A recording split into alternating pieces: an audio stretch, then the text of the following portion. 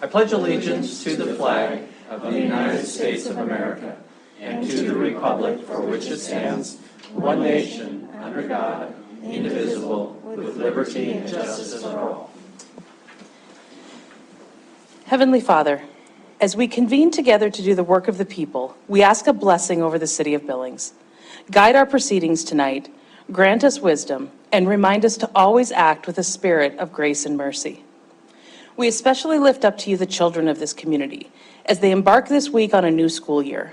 Father God, you promise to be with us always, so we ask that you be with all of the students in this community. Guide their learning, bless their play, move them to be steadfast in their beliefs and kind to those around them. We ask that you bless and encourage our teachers and school staff who, after years of strife and worry, continue to start each year anew, eager to welcome new faces through the door. Keep them safe, Lord, and let us be a community that rises up to do right by the children in our midst. As we celebrate the excitement of a new school year in this community, we know too that we face many difficulties. Children who are afraid, who are in danger, who are hungry, and who face mental and physical health challenges. You have allowed each of us, Lord, to be here tonight as elected officials, and we ask that you remind us that the decisions we make to create a community that cares for children will create a community that is thriving and safe for all residents. And so we ask a blessing too on all those who care for children in this community and who give their time to invest in the future of Billings. Finally, Lord, we ask that you press upon our hearts the urgent need to embody a spirit of unity. Speak through us so that we may continually spread your peace and love in the work that we do. Remind us daily that we are one community working together for the common good. Keep our first responders safe, Lord, and grant us the courage to confront the challenges that lie ahead. In your name, amen. Amen. There aren't any proclamations tonight. Tony, would you please call the roll? Councilmember Shaw? Here. Gulick? Here. Neese? Here. Owen? Here. Joy? Present. Chariki? I am here. Tidswell? Here. Purinton? Here. Oyette? Excused. Rupsis? Here. Mayor Cole? Here. Council, we have two sets of minutes for approval tonight. There's a small change on the second set from August 8th, so let's handle these separately. First, July 25th, 2022. Are there any comments or is there a motion? Councilmember Neese. Make a motion to approve the July 25th, 2022 minutes. Is there a second? Councilmember Rupsis. Any discussion? Councilmember Purinton? And we know that you have a change on the August 8th minutes. Was it, okay. Yep. Okay, we'll address that. Very good. Any other discussion? Seeing none, if in favor of the motion for approval, please say aye. Aye. If opposed, nay. Motion passes unanimously. August 8th, 2022 minutes are our next set, and this is the one we're on page 6. We need to make sure there was a change to show that it was Councilmember Purinton who voted against the street maintenance district fees. Tony has previously said that that change has been incorporated into the minutes. So Tony, I'll just confirm that with you. Is that correct? That is correct. Okay, with that clarification, Councilmember Neese. Mayor, I'd like to make a motion to approve the August 8th minutes as was corrected by the clerk. Second? Second by Councilmember Owen. Any discussion? Seeing none, if in favor of the motion for approval, please say aye. Aye. If opposed, say nay. Motion passes unanimously. Bring us then to council courtesies. I'm going to start with one from this afternoon. The Big Sky Passenger Rail Authority has kicked off its Greater Northwest Passenger Rail Summit at the Northern Hotel. This is a big deal. Frankly, there's been a major change in appropriation of dollars for studying the possible southern route through Montana from Chicago to Seattle.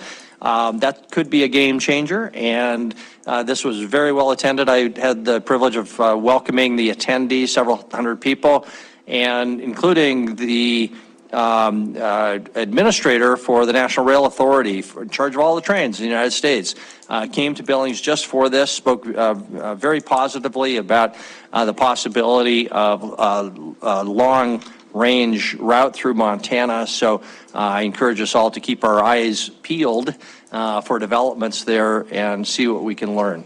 Are there other council courtesies? Council Member Tricky. Thank you, Mr. Mayor.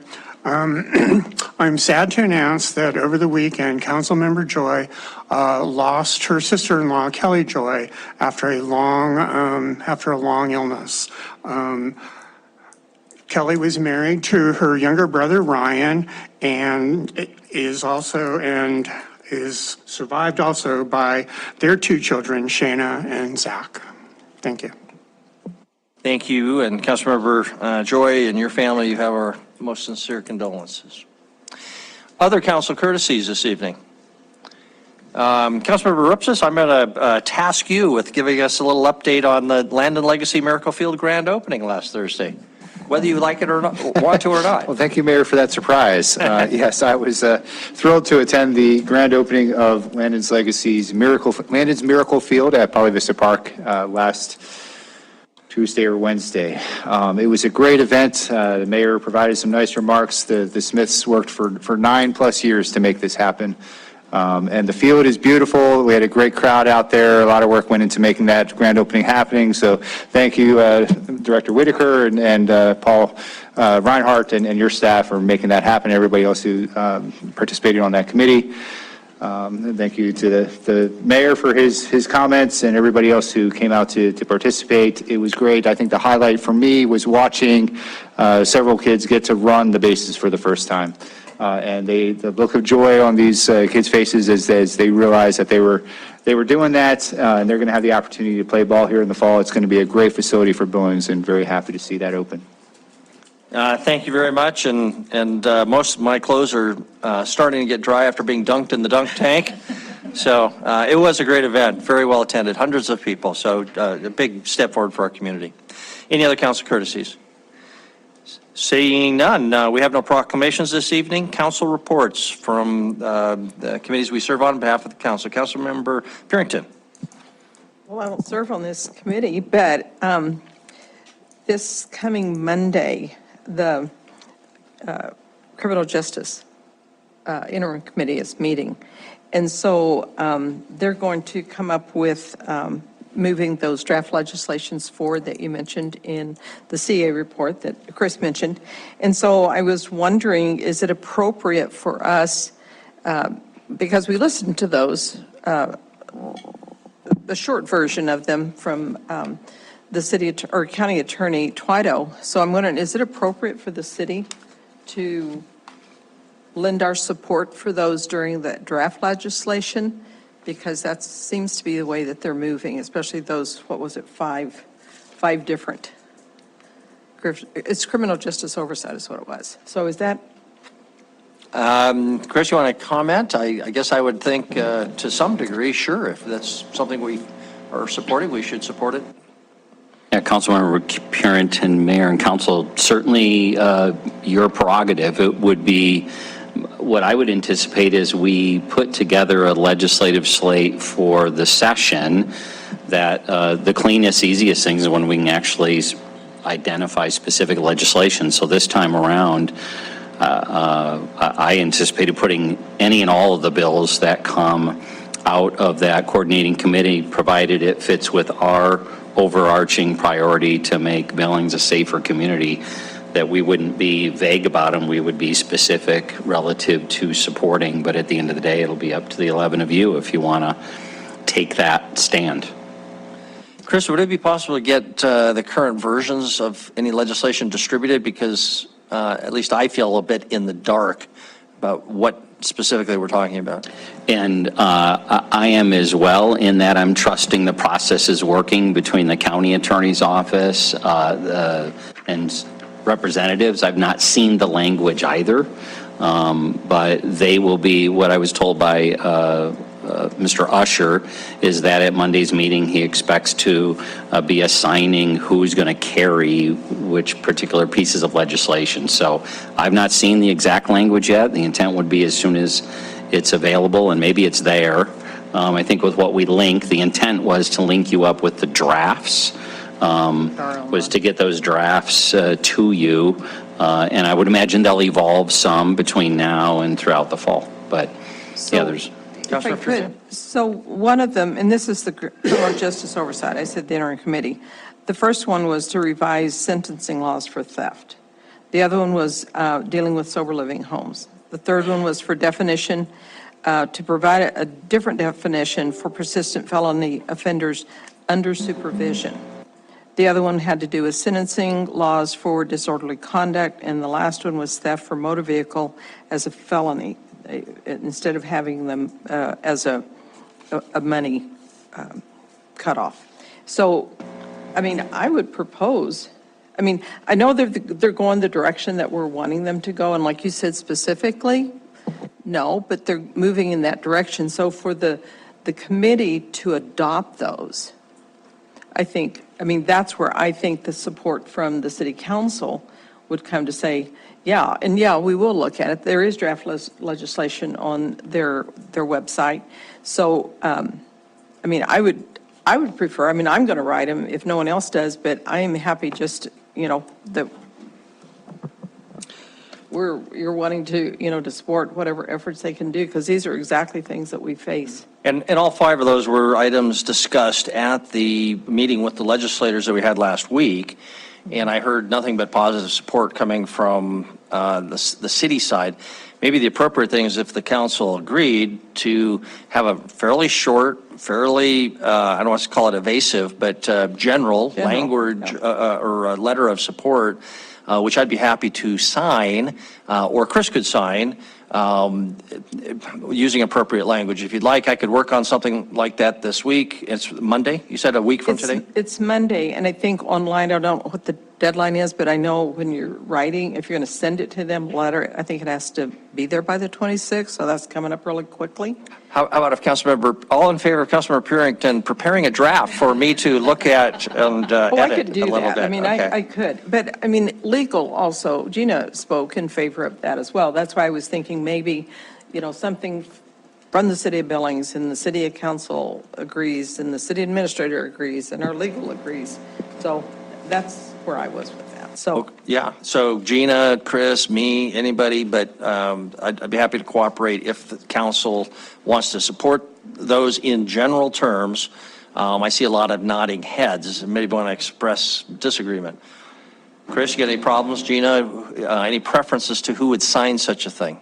Well, I We would think- want you to be involved in the drafting, of course. Sure, and I think at this stage, it's going to be broad, it's Right. going to be supportive. Hopefully, it'll stay that way all the way throughout, and I think it's most powerful if elected officials sign it. So whether we have the mayor or that, but that, I think, will carry the most weight with that political body, and we can get that, we'll work with the mayor to get that put together, provided you, whether you want to vote on it or just nod it. I don't see anybody opposed to the notion, and as was stated, it's very consistent, completely consistent with the efforts we've been after since the last session and continuing into this session.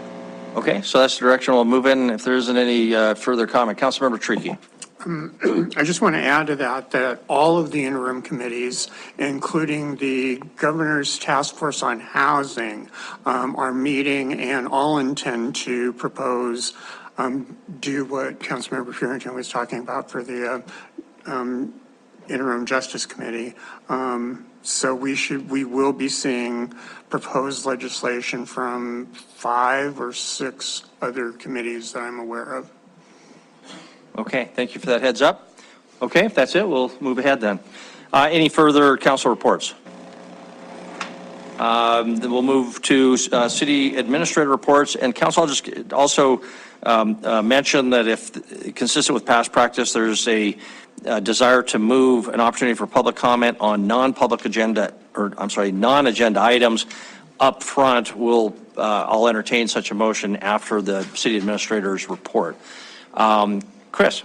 Mayor, Council, I've got 4 items. I'll keep it brief. First, just a heads up that in the weekly later this week, it'll include a status report and an assessment of what's been done on the Dorothy Lane property. That is not our goal. Our goal is, of course, improving the safety of neighborhoods, but we've had some folks very publicly state that the city is led by its chief of police is dragging its feet and not treating this property similar to what it would. So I've asked for an assessment report, and that's forthcoming, and you'll get that.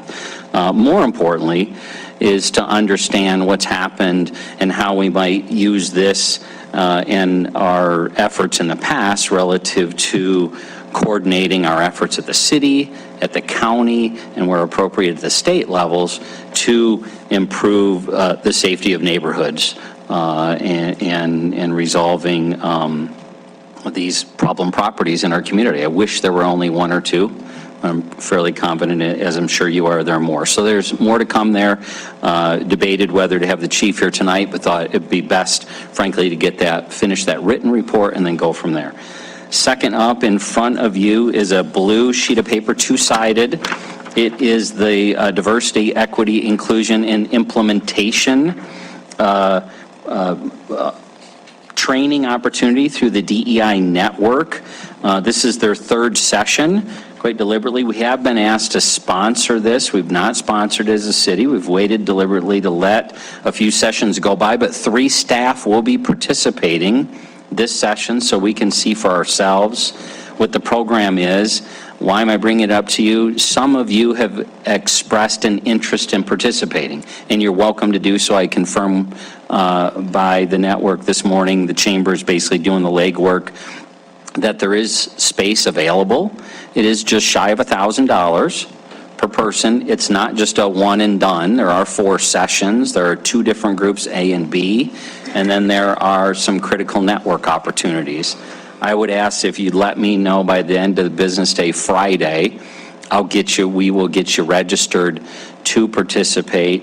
And again, you don't need to stick to this schedule, but if you're curious, the 3 staff members, I being one of them, are going to participate in Class B. That's the Thursday group. I think there's Tuesdays and Thursdays. We're going to participate in the Thursday group just because it works better for our schedules. Third up, no ex parte communication. Fourth, next week, it's a bye week. Not quite like a football bye week, but it's, to us on staff, it is like a football bye week. And maybe if we can get Tom Cruise and Nicole Kidman to come down to the rail depot, maybe we can get the commissioners on board and the community on board to support that effort. Mayor, if you can make that happen for the rail support, that'd be great. We're working on that, but don't hold your breath. Thanks. All right, very good, thank you. Before we move to public comment on non-public hearing items, is there a motion? Councilmember Verdenez. Mayor, I'd like to make a motion to add a session of public comment on non-agenda items next for, as you deem fit as far as the timing and how long that'll be. Thank you very much. Is there a second? Second. Second by Councilmember Joy. Motion is to provide an opportunity next up on our agenda for public comment on non-agenda items. If in favor, please say aye. Aye. If opposed, say nay. Motion passes unanimously, then that's what we'll do. So what we just did, for anybody who might be unclear, is normally you'd have to wait till the very end to comment on something that's not on our agenda tonight, which means that you might get very uncomfortable in that seat, sitting there a long time. So you will still have an opportunity to do that at the end of our meeting, but if you came to comment on something not on our agenda, this is your opportunity to do so, and you may do so right now. Just come forward, and just ask you to keep your comments to 3 minutes, and tell us your name and address. Thank you, Mr. Mayor, Council. My name is Scott Aspenlater, 608 North 29th Street. There we go. How about that? Thank you. Scott Aspenlater, 608 North 29th Street. I'm going to ask for a little grace tonight. I'm not here to talk to you about transportation issues or land use issues or subdivision issues. I'm here to talk to you about something that's a little more personal to me. I am concerned about the way that our city attorney's office is handling domestic violence reports and partner family member assault reports. My wife is fortunately a survivor of domestic violence. And, you know, we still have to deal with her abuser because of split custody. We had an incident in which she was assaulted, and the city attorney's office has chose not to pursue charges. I'm concerned that you as elected officials and that the people of our community think that we handle these things in a way that we actually don't. I'm concerned that we all think that we're protected by our system in a way that I'm finding that we aren't when it comes to domestic violence and partner family member assault. It is concerning to me that we as a community and as a city are not pursuing those things vigorously and aggressively to prevent people getting hurt. You know, we approach this very timidly and very tepidly, and it's an uncomfortable conversation for all of us to have, but we need to start having it as a community. It seems like in our system today, in our city, that unless you end up in the hospital, you are not taken seriously. That's not the way that this was intended to be. And we need to have a serious conversation as a city and as a community about what we're actually doing to try to protect some of the most vulnerable people in our community. You know, it's easy to say to just walk away, to leave. Why don't the abused just leave? I'm standing here before you to tell you that it's not as easy to just leave. And when you leave, you don't really leave permanently that situation, very rarely. It's a hell of a feeling as a man to feel like you can't protect your family. It's a real bad feeling when you start to feel like the system that's supposed to protect your family when you can't is unwilling to do that. So I'm asking you as a council to please ask some questions and look into this, to how our city attorney is handling those issues. And please, for the sake of those abused in our community, make sure that we're doing what you think we actually are. Thank you. Thank you. Next.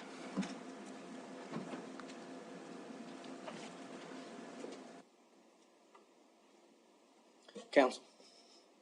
Mayor, thank you. I got 3 minutes, right? Right. Yeah, he just shook me up a little bit, but in a good way. 73. 73 times. Name and address, please, sir. Wesley Dunn, Dorothy Lane. 73 times, Mr. Bill. Why does it take your officers 73 times to subdue a criminal?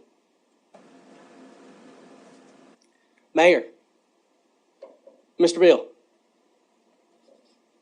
have I disrespected you in any way? Have I disrespected you? Not yet. Please give me the respect to look at me when I'm talking to you. Just trying to make a note of your name and address, but go ahead. You know my name and you know my address, sir. Now I do. 73 times. Why does it take 73 times for your officers to subdue a criminal? I'm going to talk about endangerment, and I'm going to talk about harassment tonight.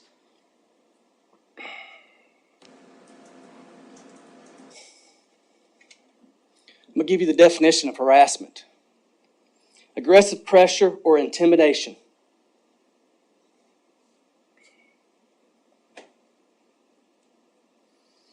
Harassment. That's what we're going through. That's what we're having to live every day of our lives. We cannot come home and relax and just sit in our garage, have a beer, have a cigarette without worrying. What's going to happen next? What's going to happen next to my child? What's going to happen next to my wife, my neighbors? what's going to happen.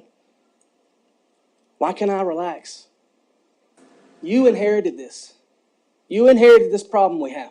I gave you a name. Anthony William Felton. You inherited this. Now I'm asking you, what are we going to do about it? 73. That's 70 times too many. Where I'm from and how I was raised, 3 strikes, you're out of here. 70 times too many. It's called harassment. You're letting this happen. Why don't your officers arrest criminals? Why can't they arrest criminals? Your officers tell me to get a camera. Get a camera. We do. More money out of my pocket, but we do. 2 times we have caught individuals on our property, even after I put up a sign. 2 times your officers refuse to press charges. Now, I know you took an oath, and I know them officers took an oath, and I guarantee you probably half of them are military.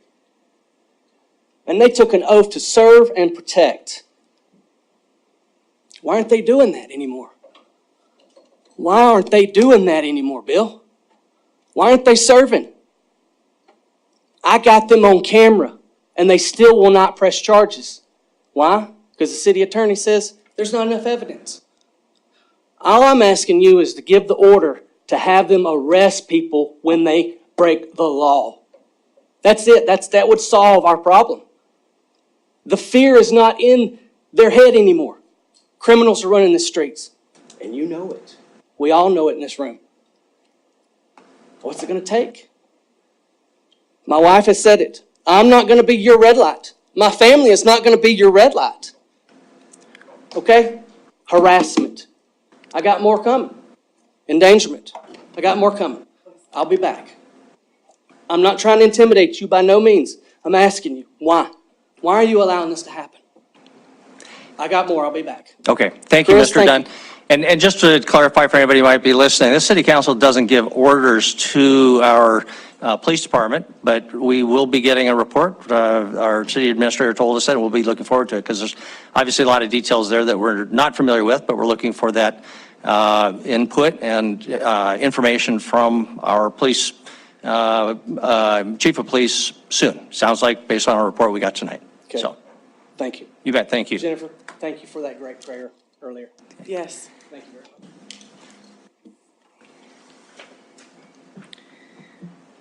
Amber Dunn, Dorothy Lane. When is enough enough? I sent you all an email today along with the school board. When is it enough problems, enough of a situation? Will it be enough when one of us citizens are injured or hurt in any way? Will it be enough when I've had to be admitted to the hospital because the stress of all of this has taken me down? I have to say, it must be nice to come home from a long day of work and sit down and relax with your family. Unfortunately, us 4 are not able to do that on any day of the week. There is a situation every day, and I'm not exaggerating. Not one day goes by where there is not an encounter or an incident of a totally or the same situation. Could be different or harassment. I would like everyone here to please read that long email, which I'm sorry, but 3 minutes is not enough to tell you what we've lived through. It's just not. I would like you to all please read that and respond to me. And let me know when it would be enough for you and your family at your home. When would it have been enough for your child to not feel a sense of security in her own home or property? You can't expect them to when you don't even, as an adult, feel secure yourself. I feel like I'm speaking for all the neighbors of these 200 homes which came straight out of St. John's mouth and the police that we've dealt with. I feel like I'm speaking for them. These homes in this city that are drug houses, traffic houses, and all of the other houses that house these career criminals. Police are not running our streets, the criminals are. If you don't believe me, just read the news. Every day these criminals are breaking laws, and our system is so broken that we just let them out to do more crime. We need your help to get through to the judges. We have to keep these people off of our streets. I know, we need a bigger jail. Well, put the money into it and build one. And if you can't, then please figure out the situation. It's not our jobs to figure this out. It's not our jobs to do what police are supposed to do, to keep our children safe. Please watch that video at the end, because that would have been the time my child was unlocking our gate. And you tell me if that's what our children should be standing up against when we're not there to protect them. The school board will do nothing. Send a resource officer to drive up and down the road. My neighbor's taking him because we can't trust that. What if something happens and he has to go deal with the school? We cannot put that on one single man to watch out for our children. I would say, please help us figure out the situation before it's too late, but we're already at that point. Thank you. Thank you. Next. Jacqueline Garcia, Dorothy Lane. And thank you, sir. And thank you, Jennifer. When is enough enough? That's what we keep asking. I completely understand that everything takes time, but that is the one response we get from everybody. Don't worry, we got it. It takes time. Okay. We have code enforcement in the city of Billings, right? They're supposed to notice codes. If someone turns in codes, they're supposed to go check it out. It's taken way too long for any action to be taken. If these codes were dealt with on the very first complaint, and if they had been working on them from the very first complaint, we wouldn't be here a year later. Everything would be hurried up. Now they're talking about they're working on the codes to do abatement and all that. But when I can't sleep at night because my dog's barking like crazy, and I'm yelling at my dog. This is last night, by the way. I'm yelling at my dog, shut up, stop, you're annoying me. What is going on for you to go crazy like this? Guess what went on last night? My fence was removed from their post. I have a fence that attaches to their post. And last night, somebody unhooked it. It had metal little ties around it, and it was unhooked. 3 different layers. We had to call the cops because Sean, who couldn't be here tonight, had to go outside with a gun because there was 4 men at our back fence. 2 of them hopped over the fence to go into the same house that has been a problem the whole time. We have to have a gun on us to go into our own backyard. They're removing the fence, whether to get to their house or to get to our house. The threats aren't, I'm going to kill you. The threats are, I'm going to get you. Watch your back. Cops don't consider that a threat. It needs to be recorded for it to be considered a threat. So when is enough enough? Because I can promise you, I don't want to have blood on my hands. But when I have to protect my house and my girls, that is what's going to happen. I am disabled. I have a genetic disease, but I'm going to still have to get up every morning to take my daughters and their daughter to school every day because of the fact that they can't even walk to the bus stop in peace. When is enough enough? Because I don't want to see Sean go to jail for having to shoot someone in our backyard because our girls' room is there.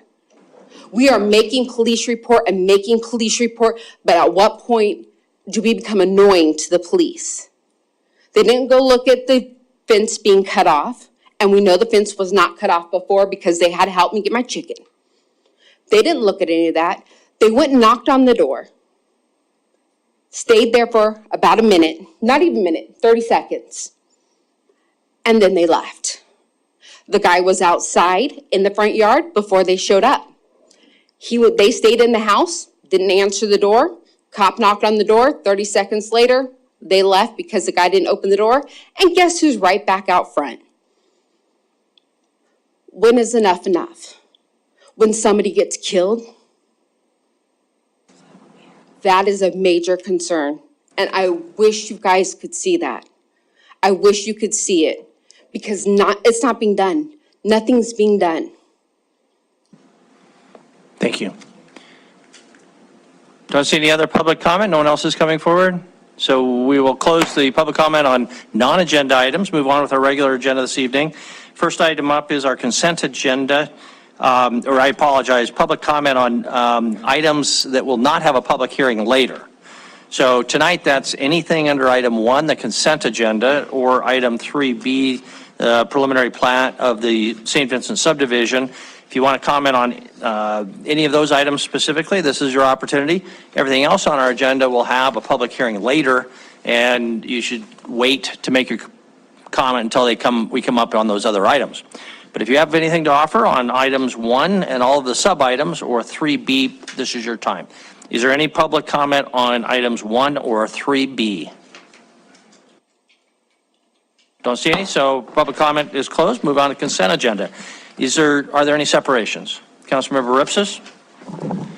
Thank you, Mayor. I need to separate 1M and 1Q2. 1M and 1Q2. Q2. Thank you. Is that for? Yeah, I'll be recusing myself from both. Okay. Thank you.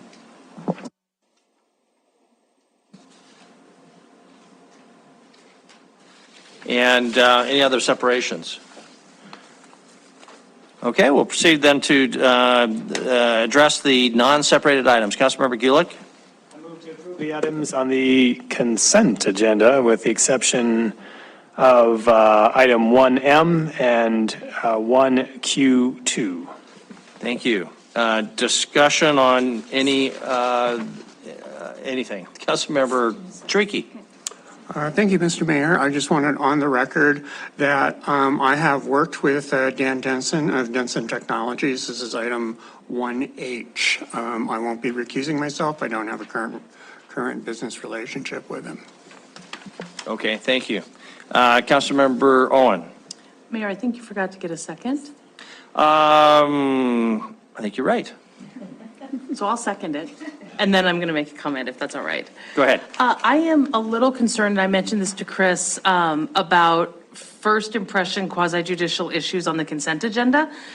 We've been sort of instructed, I think rightly, by the planning department in our land use conversations that some of these minor plats or agreements are really the chance for council to ask questions and debate issues. And in particular, on some of them, we're asked to make findings. And so I'm a little nervous about those being on consent agenda. Chris graciously agreed to bring that up at his leadership meeting tomorrow and sort of review what the most appropriate way to be consistent about that would be. And then I would just note here, and I'm probably going to note it again later tonight, that we're still seeing very conclusory statements in these findings that we're asked to being made. Landfill space is adequate, but no explanation as to why. I'm really hoping that we can get a little bit more robust in our analysis and lay out the record so that when council is making findings, we're doing it based on facts and evidence. Thank you. Thank you. Councilmember Bernice? Thank you, Mayor. We looked at, we have several land lease options on the consent agenda tonight, and staff did answer my questions after I asked them, but I think it would be helpful that if we had really the indication of, what the value of these lands are, so we can have a better idea, when we're approving these land leases, that they're actually, appropriate market values and things like that. So I know the aviation emailed us today, and I talked to Debbie earlier tonight, and I feel the land leases are appropriately priced for what they can in the market. And so I won't pull those at this time. Thanks. Okay, thank you. Councilmember Puritan? So just a question on F, which was moving the grant there was a grant to Central Park Tennis Court replacement. So that came off of 2024, put in 2023. That's what the amendment is for. So what project will move out of 23 and go to 24? Or will that? Yep.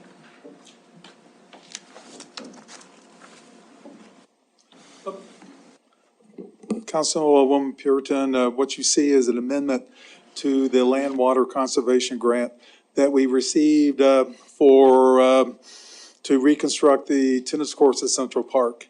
In a conversation with them, they've stated that they would increase the amount by roughly around $90,000. By them increasing the amount will allow us to move forward with the new tennis courts at Central Park. Does that answer your question, or? I think so, but you're saying that nothing's going to be moved off of the 2023 project. This one will just be added to it. Councilmember Puritan, no, nothing has changed other than we're receiving more funding to complete the Central Park tennis courts. Thank you. Welcome. Okay, thank you. Any other discussion? Councilor Ripsis. I just want to make a note, I'm sure this kept you all up late at night, but in one of the bills on 1Q1, it stated that Shakespeare in the Park was paid out of Park District 1. I asked Andy Zeller about that, and he said that should have been paid out of the general fund. It was paid, there was nothing improper, but just for the record, we don't pay for programming out of Park District 1, and no change necessary to the bills that way. Thank you for that clarification. Any other discussion? If not, we will move to a vote. Motion is for approval of the non-separated items. If in favor of the motion, please say aye. Aye. If opposed, say nay. Motion passes unanimously. For separated item 1M, Councilmember Joy. Thank you, Mayor and Council. I move to approve donation to Parks, Recreation, and Public Lands Department of Landon's Miracle League Field grand opening at Poly Vista Park. Thank you very much. Is there a second? Second by Councilmember Shaw. I'm speculating Councilmember Rupsis is abstaining because he was a donor to that event, and assuming that's the reason, thank you very much. Okay. Any other discussion? If in favor of approval of item 1M, please say aye. Aye. If opposed, nay. Motion passes. Item 1Q2, bills for the week of July 25th. Councilmember Joy. Thank you, Mayor and Council. I move we approve bills of the week, July 25th, 2022, with Councilmember Rupsis abstaining. Thank you. Is there a second? Councilmember Shaw? Any debate? Seeing none, if in favor of approval, item 1Q2, please say aye. Aye. If opposed, nay. Motion passes unanimously. That concludes item number 1. I should have noted Councilmember Rupsis did not vote on item 1M. We'll move on to our regular agenda, but before I do, I should have said before we lost our neighbors from Dorothy Lane, Chris, I think we all understand the need to get that report from Chief St. John sooner rather than later, whatever that means. But I don't know if you had a time frame that you were prepared to mention, but they obviously need to know, and we need to know as much as we can as soon as possible. This week's report, my report to you, it'll be included in it. And yeah, in its intent is not to defend or justify. What I heard again tonight is that the city isn't doing anything.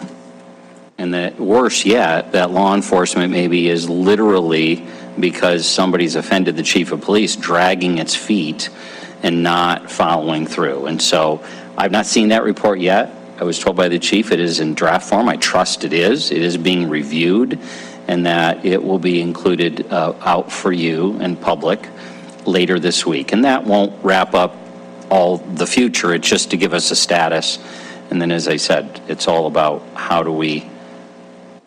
what can we gain in our knowledge here and understanding of how our systems work, how we can work them to the best of our ability with resources, if necessary, enhance them to improve the safety of neighborhoods. That's the goal that we share. Thank you. Okay, thank you very much. Councilor Rowan? If I could just briefly note for the record, thank you for bringing that up and for your comments.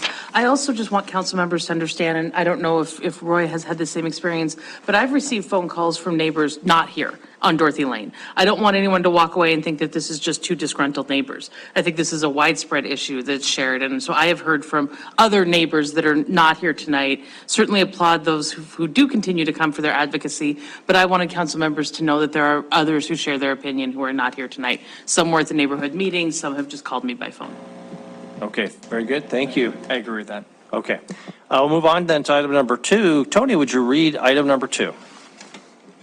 Item number 2, public hearing and resolution vacating a portion of 12th Avenue North and North Side Addition, third filing, Block 9 alley right-of-ways.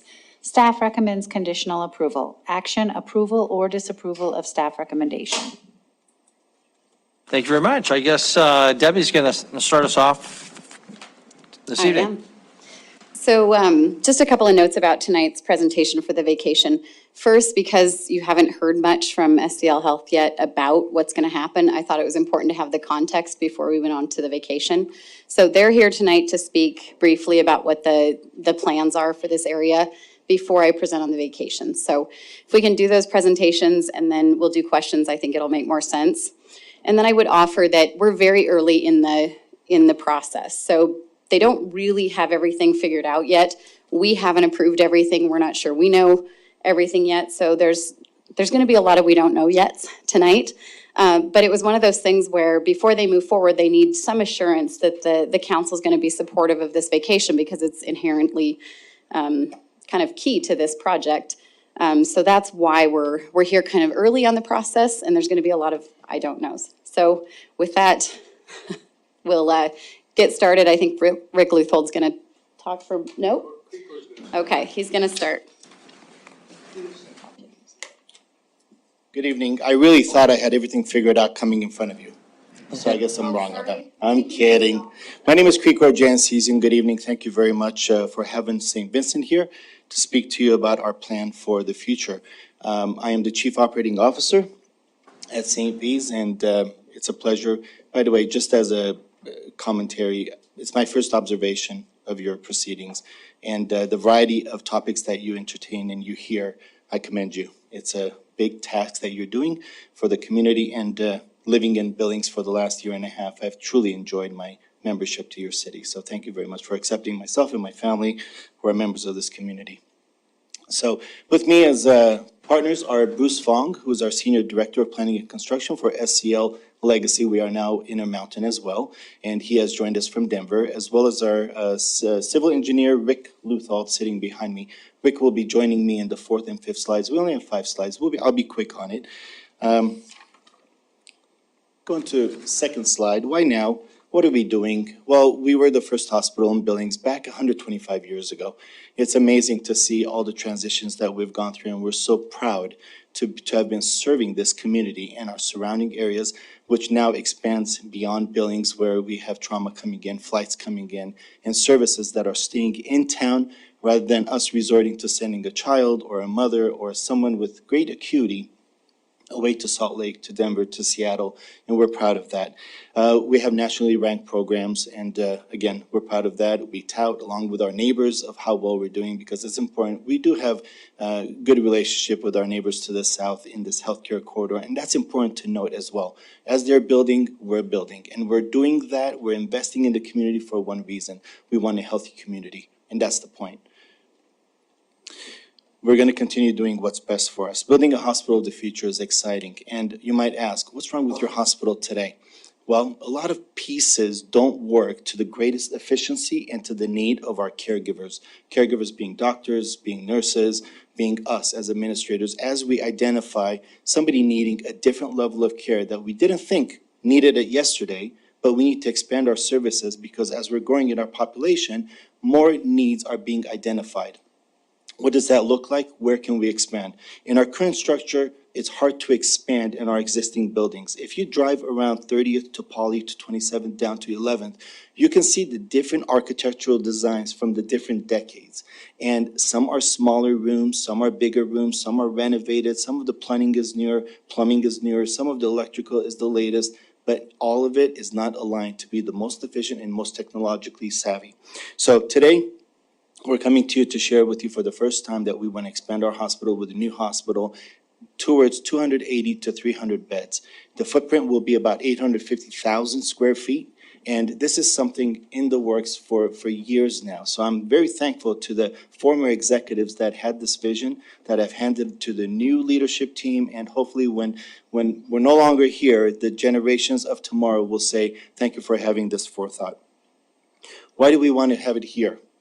I'm sorry, a little bit forward. Why we want to have it here on the corridor? Because many people ask us, well, you got the west side with open field, easier to construct, easier to make noise because it's more, spread out, versus right here on our campus. Well, we've identified, and talking to our community, they want us to remain on the healthcare corridor. We want to be in the healthcare corridor. We have great access to the Heights. We have great access to Lockwood. We have great access to the downtown population. And the west side is also already accustomed to coming to us. In addition to that, Yellowstone Medical Building and the Yellowstone Surgery Center that's adjacent, that's connected with our sky bridges, is incredibly important to our providers for the patient to arrive one day to receive the care, to see their doctor, to check out with their pharmacy, to check out with their PT, all the ancillary services in a one-stop shop. That's very important to us. But in addition to that, we are already expanding. In May, we opened up the Lockwood Walk-in Clinic. That's a great success on the Lockwood School campuses. Last Monday, we had our opening for our Laurel Walk-in right by Jimmy John's. You can see it off the interstate. And a couple of weeks ago, we had our groundbreaking at the west side on Shiloh and King on that flat where Rocky Vista University is, our 60,000 feature of a West End medical office building. So we're proud to be expanding and dotting our entire city for residents to come access to us. Moving forward, what will this do for us? It's important that we continue providing these top-level services, but in order to continue improving, you've heard of practice, medical practice, law practice. Well, we are always improving. We're always looking for ways to make the service better. Trauma. Combined, we're taking care of thousands of trauma patients a year with Billings Clinic. We're tapping onto 1,000 ourselves, and they're coming from all over. It's not just one season. I asked our trauma physician, is there a season? Well, there's a season. The summer months are more, but we're seeing it throughout. We're breaking records. On the pediatric front, last month we had our highest deliveries of any month in the history of 125 years. This month, we're planning on topping off at 197 births. That's astounding because you know the staffing shortages we're having. How our nurses and doctors are doing is just very commendable, and we want to thank them for doing that. You can see all the additional services. 10 years ago, we wouldn't have been talking about these very specialized services that we're offering today. And 10 years from today, I'd like to be in front of you to say, yes, we're doing that and we've become masters at it. We're doing very good work. And here are the additional services that we're also offering. A little bit about where are we planning on placing the new hospital. As you can see, this is the map of Poly on 27th, going to the airport or going to downtown on 27th. And down to the south is 11th, where the gas station is, and close to our neighbors. And the parking structure to the left is 30th Street. 30th is where our official hospital entrance is. But if you think about it, very few people really access that semicircle driveway to come into the hospital. They do, mostly to visit loved ones that are admitted to the hospital. Most of them park where the green space is, proposed placement, that's the flat parking lot, and they come through the ED entrance, emergency room entrance, they get their sticker, and they go visit their loved ones. So what we're planning on doing is, we're gonna have, at the same time, operating a hospital and constructing a new hospital side by side. That's the plan. Yes, we have all the pieces worked out, but what we hope to do is, as we're constructing the hospital, provide the greatest care in the adjacent hospital, and then on day one, turn one on, turn the other one off, and then design for a future vision of what would happen with the remaining space that's left behind. We will be vacating the old hospital. We can't afford to run two hospitals at the same time. The city doesn't really call for 500 beds. We're not there yet. And that's a long-term process. So what we're planning on doing today is asking for a vacation of the 12th Street that is in the green, right where the ST is on 27th Street. That 12th Avenue goes all the way from 27th to 30th. A little portion of it, which is a third, is the space that we need to continue building the hospital south towards 11th, and then the remainder will be the flat parking structure. And we will be more than happy to take any questions that you might have. And for that portion, I'm going to turn it over to our civil engineer, Rick, to speak more about it. Thank you very much for having us today. Thank you very much. And we'll hold your questions till we've got presentation by city representatives and Debbie. Rick? Thank you very much. Does this work as a pointer on this screen? It does. Oh, perfect. That'll help out immensely, so, thank you very much, Chris. Thank you, Creekor. Nicely said. My name is Rick Luthold with Sanderson Stewart. It's my pleasure to be part of the design team on this project, and a long one in the coming. I mentioned to the gentleman tonight, my mom was born in that hospital originally. I was born in that hospital originally, so you can see how old that sucker is. But no, it's evolved so much over time. And I wanted to talk a little bit with this screen about the particulars of why we're in these two blocks. For those of you who move along 27th, these are large parking lots that are out there right now. Underused parking lots right now based on the hospital's use. Hospital existing over here has continued to expand over time. And as we look at this and the character of the new building, we are going to have to expand over 12th, which is this portion right in here. I'll show you a plan view of this just a moment here that shows the hospital expanding down below 12th. And the block 9 piece, a lot of people said, well, what's block 9? Well, even though this is parking lot, this is block 9 between 11th and 12th and 27th and 28th. And that alley has never been vacated. And so we will vacate that. We'll reroute utilities in there and private and public utilities, much like we've done up here. As the hospitals continue to grow, several years ago, we did that for them up here. We vacated the rights of way for those alleys that are in there. And 28th was originally vacated across here many years ago too, as the hospitals continue to grow from that particular point. And this will give you an idea of the plan view. So again, to orient you just a little bit, this is Poly Drive here, 27th on the way to the airport.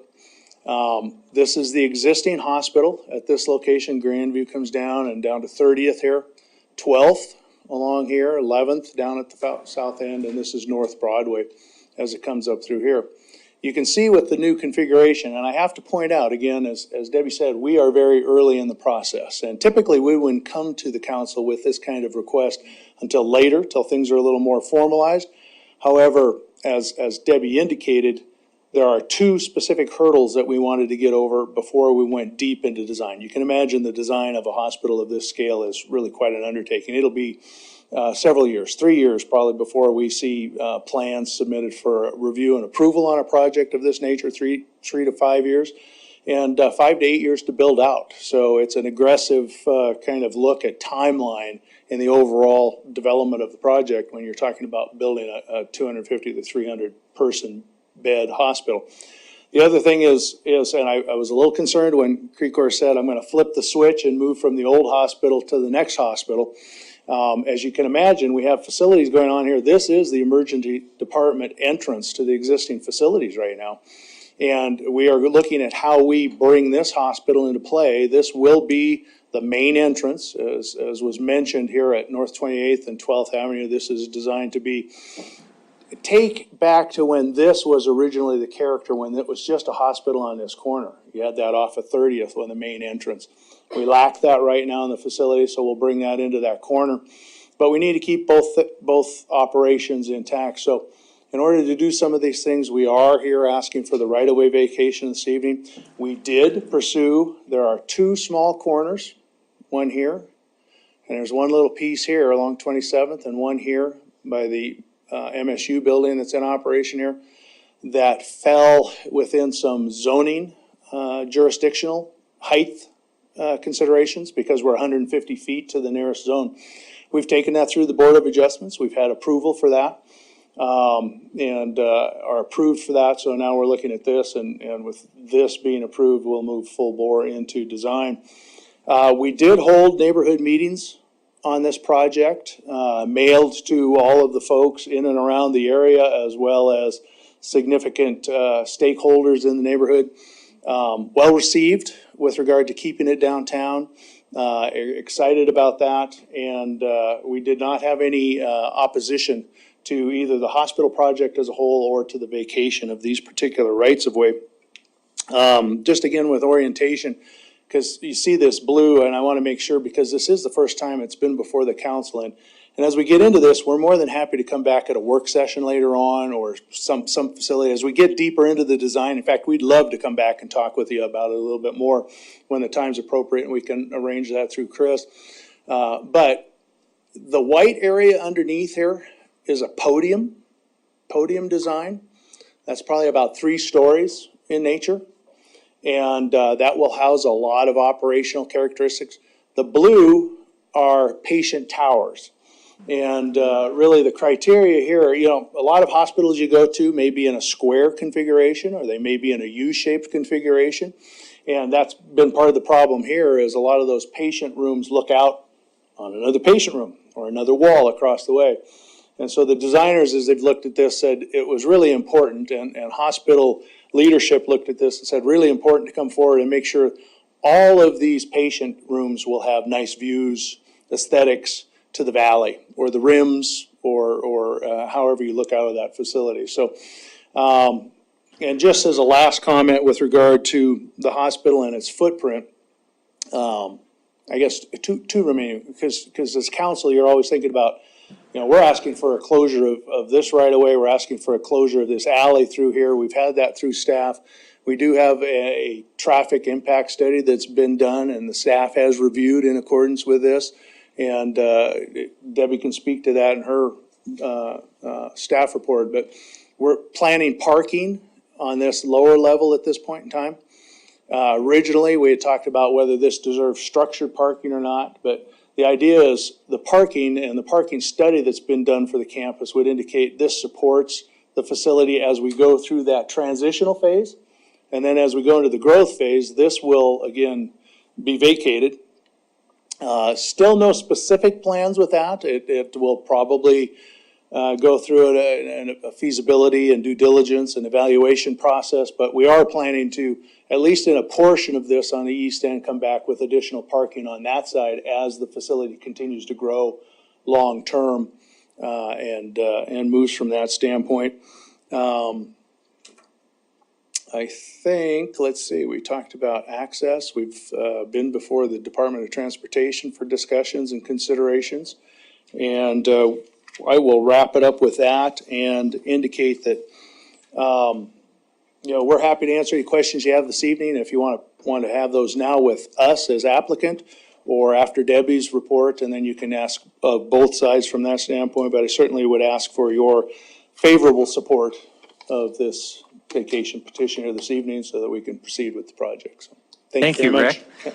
Why don't we hold our questions? Debbie, do you have a little wrap up before we do open up for questions from, or to either you or Rick or Crecor?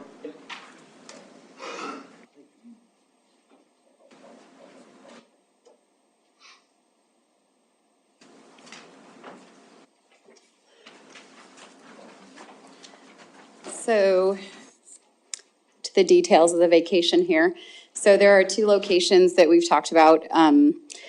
The Block 9 Alley, when Rick kind of showed where that was, and then the 12th Avenue North right-of-way from 27th to 28th. So details of this, you can see on the right-hand side there, the red sections are the sections that would be vacated.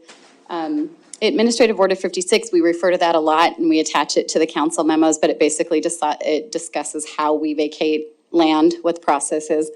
So in accordance with that, we got an opinion of cost from NAI Business Properties, and it was just over $1 million for these 2 parcels.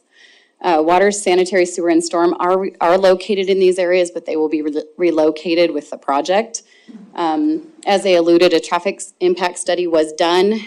There's still some work to do, but the initial take on the study is that we can, without 12th and without this alley, we can function. So it gave us, as staff, the ability to make the recommendation, a positive recommendation for vacation.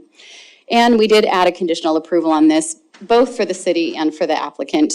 The applicant doesn't really want to have a public street, a private street that they're allowing the public to be on for the next several years. And the city would like to make sure that this is actually going to go forward as presented. If it doesn't, we want to make sure we maintain the right to use 12th and this alley in the way it's currently being used. So the conditional approval actually has in there that the building permit would need to be approved or submitted for. They'd have to pay us, and then that does expire in 5 years. So if at some point during the next 5 years this doesn't happen, we would basically come back with another request for another vacation. So it doesn't go forever open-ended on this. Not going to do a lot of details here, but basically, like I said, water, sewer, and storm drain are in this location. We'll be moving the water line to 27th, sewer line to the west side of 27th, and the storm drain, a couple of different areas in there. So generally just the utilities, private and public, will be moved. And traffic impact, again, this is not 100% yet, but just some comments about the traffic study. MDT does own, operate, and maintain 27th, so they were brought into the loop on everything having to do with 27th, so access, signalization, pedestrian crossings, any of that on 27th will be MDT decision. We looked at 11 different intersections. You can see that on the right-hand side. Obviously, this will impact a large area, so anything within a certain area, we asked them to look at the intersections and looked at it for the impact of the relocated hospital and the future expansion. And also we've asked that, we will require that they make contributions based on the impact to those intersections. That's all standard. So that'll come about at site development or building permit time. So there are recommended improvements, and we haven't decided what they are yet, but most of you know that 30th and 11th right now is already an area that's somewhat difficult, especially for pedestrians. So we'll be looking at some kind of traffic control there. And North 27th and Rimrock, again, that's another one that we get a lot of requests for. After it was signalized temporarily for a couple of, I guess, a year and a half, we got a lot of requests to signalize that. So MDT has a study that they've done on that and have looked at alternates. So we'll combine those things, the traffic study and then what MDT has been doing as well. And then just other minor modifications all throughout. So again, we will look at that in more depth upon site development. So I'm not going to go over every bit of this, and it doesn't show up very well, but I explained in an email today that the way that we were approaching this as a conditional approval was not the way that Gina wanted us to do it, or is apparently legal. So we changed to be legal. And what it really does is it takes that resolution, it puts those conditions in the resolution itself. So I don't need to go through all these, all of you have it on your desk, but basically what it does is, like I said, puts those conditions right in there. If you want to discuss any of those, we certainly can go back to them. The recommendation is to replace the resolution in the packet with this modified one. The Public Works Board did hear a presentation and recommended approval on this. You have a letter in your packet as to their thoughts. The recommended approval conditions are for the valuation cost, the conditions for completion, which is building permit and payment of that cost, and then the 5-year expiration. And the recommended motion is right here because it needs to be changed a little bit from what was in your packet based on what we've done. So now I think we're ready for questions. Okay, thank you very much. Council will open up for questions. I just ask that if you care who answers your question, go ahead and specify that. Otherwise, we'll leave it to our three presenters to decide who has the privilege of answering your question. Councilmember Owen. Thank you, Mayor. Debbie, I have a couple questions that I think you can probably answer. But Rick, I really appreciate your offer to come back and talk to us. I think I'm really consider myself privileged to be able to sit on St. Vincent's Community Health Board, and I love seeing the work that you guys do. I know there's interest on this council in understanding this project better and probably talking about things that you don't want us to be in the middle of, like the types of services. I know Councilmember Purington and I have an interest in more integrated behavioral health. I certainly have an interest in maternal child wellness and mental health issues. I think many council members have an interest in the crisis center and how it operates in our community. So I really hope that we can have some ongoing dialogues about the future of your footprint in our community. Debbie, to get more to the points, there are listed in our packet some concerns from the fire marshal and sort of an assertion that we're all confident we can fix those. Why? Why are we confident? So the nice thing about having a grid system in a lot of our city is that you are able to basically accommodate or mitigate for some of those loss of accesses in other ways.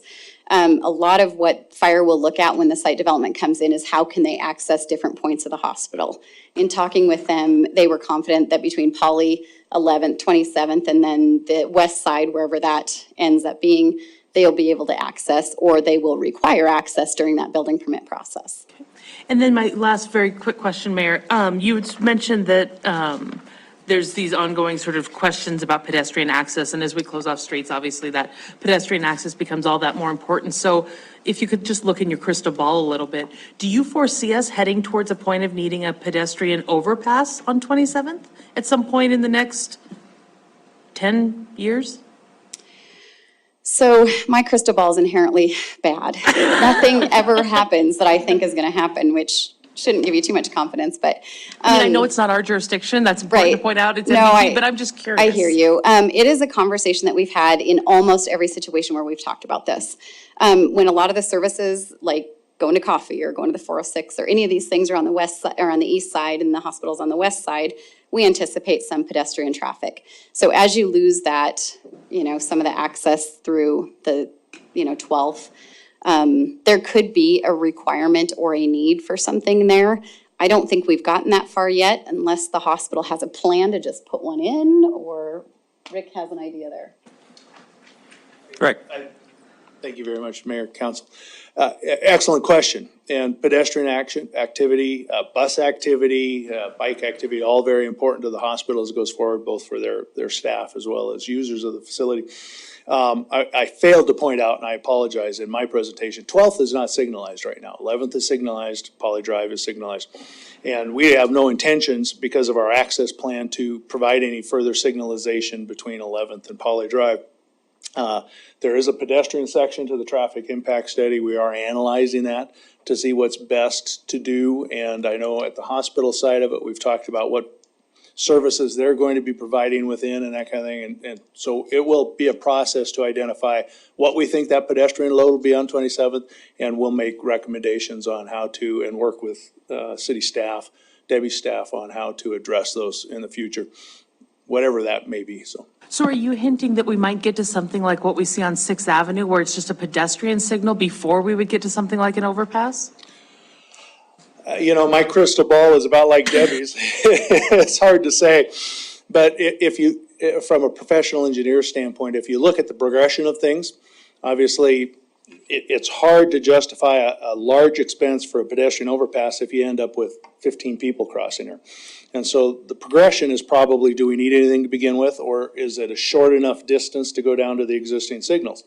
If that's not a short enough distance, and we, by creatures of comfort, like to go the shortest distance wherever we are, then I think the next step would be to talk with Department of Transportation, I think, about a pedestrians actuated signal, potentially along 27th, something that would provide safety, maybe a safe haven in the middle of the street where people could again, particularly with regard to being close to the hospital, where they could pause and wait for traffic to go. Those kinds of things that we'd look at prior to getting to a full-blown overpass. And who knows where Cricor and the hospital staff goes. They might take that block across the street and want to put their own overpass in the future. So lots of things on the table.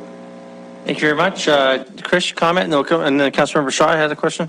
Mayor, Councilmember Owen, Mayor and Council, the other idea I want to just kind of get on the record, and again, we all recognize how early we are, and we certainly want to encourage as much positive growth and redevelopment both east and west of 27th and minimize that kind of dividing our community. We've also expressed the desire to think about, there's a very large parking garage planned, and more these days you're seeing first floors or retail uses or other uses, not just straight up garage itself. So just the concept of some services actually being on the west side, not forcing everyone to cross over the street, want to accomplish both things there as concepts. So just emphasize, wanted to get that on the table as well as a part of the discussion. Thank you. Thank you, Councilmember Shaw and Councilmember Neese. Thank you. I have a I guess a question / comment about the traffic. This is my neighborhood. I live on North 31st, so I walk this area all the time. We walk up 11th all the time. I definitely agree that the intersection at North 30th and 11th needs some attention. So I guess I know it's very early in the stages, but I just would like to say I would like to help advocate however possible for really beefing up those, both at North 30th and 11th and at what I didn't see on the list was North 11th and 27th. I think getting at that across. And so my question for Mr. Luthold is, have you talked with the school district about this at all? Because that is actually a really big problem for kids getting access to the elementary school that they go to. A lot of kids from the north side go to elementary school at McKinley, which is across 27th. Right now they have to get bused across that because there's not a safe way for them to access it. Anyways, I'm just curious. I know it's very early, but have you had conversations with the school district about any plans that they might have? Yes, Councilmember Shaw. We have not specifically talked with the school district yet at this point in time. I sat on some of the boundary committees and whatnot back when, and yes, busing students and getting students across major primary arterials and that kind of thing is of great importance. It is very early in that process yet, and as we finish our dialogue with Debbie's staff with regard to some of the specific improvements we'll be looking at, and very much appreciate your aspect of trying to help out with the neighborhood as we carry that forward, because we will need to look at how's best to address those pedestrians in those areas, both at 27th and at 30th. I think that's important both ways, because you have a lot of people that work at the hospitals that live just on the other side of 30th that drive because it's not easy to walk across that street. Second question is, and I guess this is also kind of more of a comment, but we love the gardens outside of Billings Clinic. They did such a nice job doing that. So what plans do you have for kind of landscaping that might be just kind of a nice amenity for the neighborhood to get to walk around? So Bruce has been very active with the design team. I think even more so than Cricor on this one. I'll have him speak a little bit to that, and maybe just a little bit to the future west side of the hospital. Are we able to bring up that slide? The and the pointer. I'm Bruce Fong, Senior Director of Strategic Projects.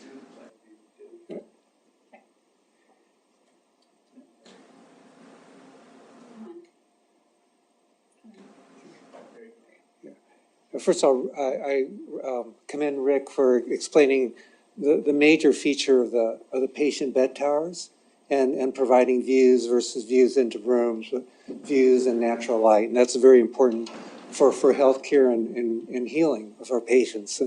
And so one of our overall goals was not just to build a hospital, but to poise us for a campus. So a campus that had real identity that we could be really proud of and that the community could be proud of.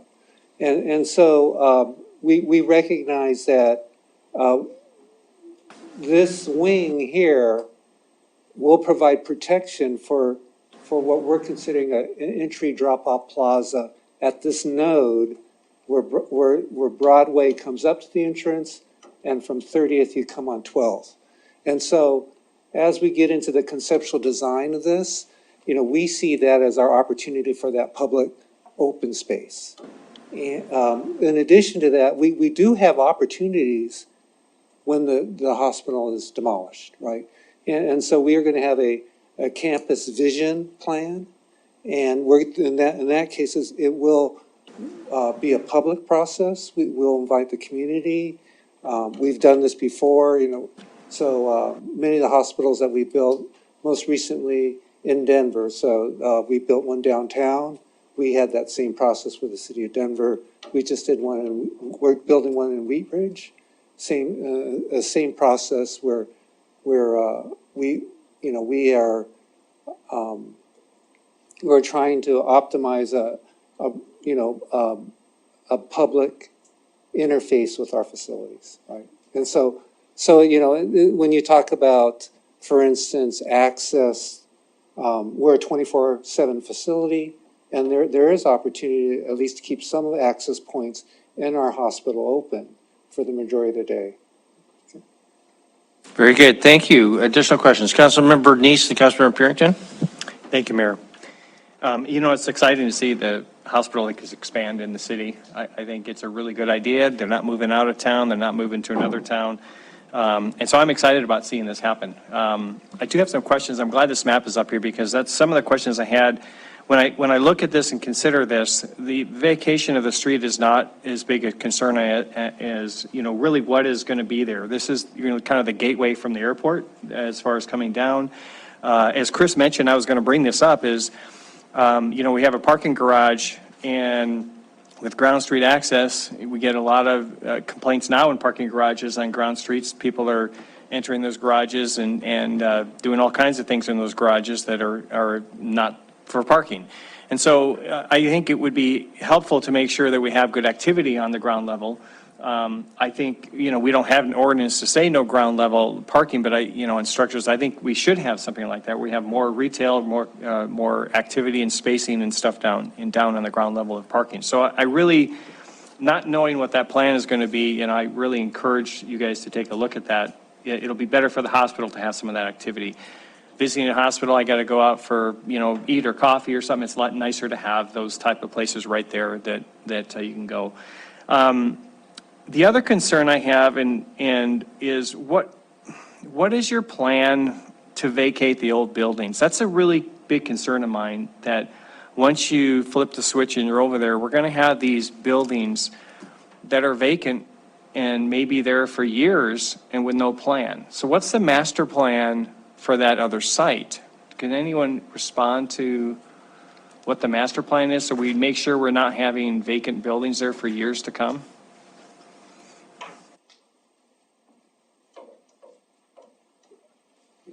Thank you. The first thing I do want to clarify is that initially, before we did the parking study, we had placed a future parking structure at this location. So now that we've completed the parking study and understand that we have a surplus of parking and that we can provide surface parking in this area in addition, that at least in our first phase, we will not have a parking structure. So in future phases, I think that is something we've talked about as a hospital system, is that the need for parking. We need to plan for the adaptive reuse of our parking structures. That in fact, utilization of cars, with ride share and so forth, may be less in the future, and that we can convert those spaces, those ground floor spaces, into occupied spaces, whether they're retail or office or whatever. So that's something we'll keep in mind. And so as far as this existing campus, was that your question? Right. I think the best answer to that is our St. Joseph Hospital campus in Denver. And so we had an existing hospital very similar to this. We moved our patients to the new hospital, and in the next year, we demolished the existing hospital. And then we had a plan with the city about what that was going to be. There was very nice and generous landscaping, even though in the future, those spaces were identified for future uses, whether they're medical office buildings, but they were compatible with the medical campus. That building opened in 2015. We haven't had the expansion of medical offices on that campus, but in fact, it's a very attractive landscape plan. I hope if you're ever in Denver, and we're very proud of it, so that should be one of your stops. but I could see people being very disappointed when it's developed, but we do plan to develop it. And so right now, I think that's the best example of what immediately the hospital, the demolished area, would look like in the year or two after it's demolished. But then long term, we do have this, campus visioning that we need to embark on. And we've had interest, as Krieger can note, from affordable housing developers and so forth. So we are very, very anxious to get to that point. Okay, so if I understand correctly, within a year or two, you'll have that whole lot, the whole area completely vacant, demolished. It won't be vacant buildings anymore. It'll just be ground, maybe and then landscaping and stuff like that. Do I understand that correctly? So that's what we did with St. Joseph, Mhm. right? We immediately moved into demolition. Now, this campus visioning, again, it's like, I'll claim what the others, I'm not a good predictor of the future, but it could be that a developer finds some adaptive reuse for a portion of the hospital through this visioning exercise that we do.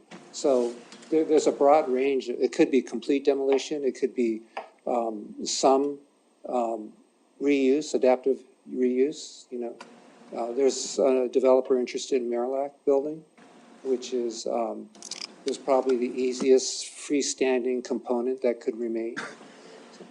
So we will see some buildings probably more likely remain, but hopefully whether you think they'll be used, again, your crystal ball is just as good as mine. Yeah. You would expect them to be, you guys will pursue that to try and get those things utilized and occupied, but not remain vacant the whole time until somebody decides to buy them, or if no one buys them, you'll destroy them, correct? Right. So the likely options are, from one range, it'd be like St. Joseph, where everything was demolished.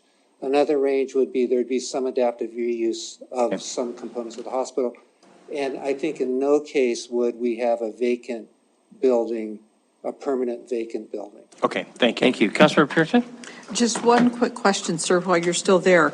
You mentioned St. Joseph in Denver, and I thought you mentioned another hospital that you just built. So Lutheran Medical Center is about 50% complete, and it's in Wheat Ridge on I-70. Is that in Yeah, that's, Wheat Ridge is a suburb west of Denver. Oh, Okay, any further questions? Councilmember Gulick? thank you. Thank you, yes.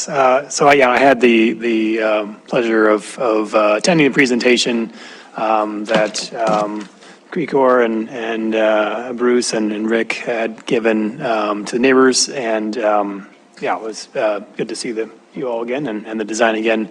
And I had expressed at that time that I think I'm going to wind up to the question. There is a question here. That part of the cultural history of that neighborhood is Marillac Hall and the original hospital. So the historic buildings have a lot of value to the surrounding neighborhoods and to the neighborhood as well as the community, I think. And I would love to see adaptive reuse there. And I think,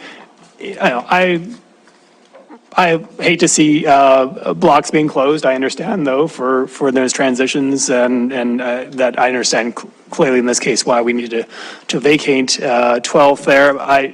In a future scenario, I would love to see North 29th opened back up as a street. And so here's the question. Is there a precedent in our city of unvacating or reverse vacating, I guess, a street corridor? And if so, is it mean we basically have to purchase the land back in the same way that we're looking to sell right now? Debbie, can you comment on that? So in the last 20 years, no, we haven't seen that happen. Part of the reason that we put this conditional was because of exactly what you're talking about. If this doesn't occur as the way we're anticipating, then we would want to reconsider that. Yeah, it would be North 29th that has long since been vacated that I would be looking to recreate in terms of creating a really good functioning neighborhood again. So thank you. And that would require just dedication of the right-of-way. So for instance, if this became another parcel and subdivided, we would require street dedication. Or they'd be able to dedicate it if it, for some reason, worked with what they wanted to develop. Okay, thank you. Council, we'll get any final questions, and then we will move to a public hearing, and I'll ask for a motion. Councilmember Trigi and Councilmember Ripsis. Thank you, Mr. Mayor. This one's for, I guess, I didn't quite get your name, Jamison? So these are for you. First is the easier of the two, is what, in your long-term planning, what are you thinking about in terms of workforce housing within your campus? Great question. So the general contractors that we've interviewed plan on recruiting about 1/3 of their, I assume your work is for the contracting housing, 1/3 of the workforce coming from our local areas. So they already reside here, they're already tradespeople here in the neighborhood or in the region that they can pull from. And then the other 2/3, they won't all be here at the same time. So the height of the project will be for short-lived 300 to 500 folks working on the project at the same time, but it'll slowly phase upwards to that. There's discussion about them renovating a older apartment or older hotel, having their workforce reside in that, and then giving it back to the city or whoever's interested in purchasing it, or other housing as well. Okay. So let me just plant the seed in your head that, I mean, here in Montana, we hate tall buildings, but I don't agree with that. But one of the things I would be thinking about is as you start looking at like parking garages and stuff like that, making the infrastructure strong enough so that you can put workforce housing on top of that. And my second question, related in a scary kind of way, I guess. I assume as COO, you've had some time to take a look at the impact of the recent federal funding bills, especially affecting federal dollars coming through like the Medicare and Medicaid programs. Is the outlook looking more rosy for the future? I know over the last couple of last 6 months, we've lost a lot of rural healthcare facilities. We have, and we've seen the impact of, if you're referring to the 7 SNF homes that have closed in the state of Montana, if you're referring to the psychiatric hospital that lost its federal funding, we're seeing the impact on a daily basis, because not only, we may have not immediately been impacted in the city of Billings with the closure of long-term placement for our own patients that need to go, but other communities are sending their patients to our communities. What can we do? More joint ventures, more thinking out of the box, more interested parties coming to Montana to expand services here. All of those are discussions. Somebody touched on mental health earlier. My background is psychiatry and psychology. I may be an operator today, but I have a PhD in clinical psychology, and that's near and dear to my heart. So every single day there's discussion about what can we do for the patient that's on a medical floor receiving co-located services, medical care in addition to psychiatric care, because that is not the ultimate location that they need to be in for optimal, healing. We have some issues. As far as federal funding, I've been in healthcare for 30 years. We've seen that decline over time. Our inflation is going up, but our reimbursement is going backwards. So even if I wanted to build my own program or send my patients to a reserve location where there's a name for St. Vincent on that bed reserved for my unfunded patients, it would be a losing proposition for the hospital or for me, even for my board. But that may be something we need to do. And we are looking at all possible options to make sure that the patient gets the right care at the right location. Otherwise, sitting in an acute care hospital, the risks are too high. They can relapse, they can get infections. We don't want them in there. Thank you. Thank you. Councilor Rupsis? All right, Chris, let's get to the heart of the matter. $1 million. What are we going to do with it? Are you looking for ideas? What restrictions will be placed on how that could be used?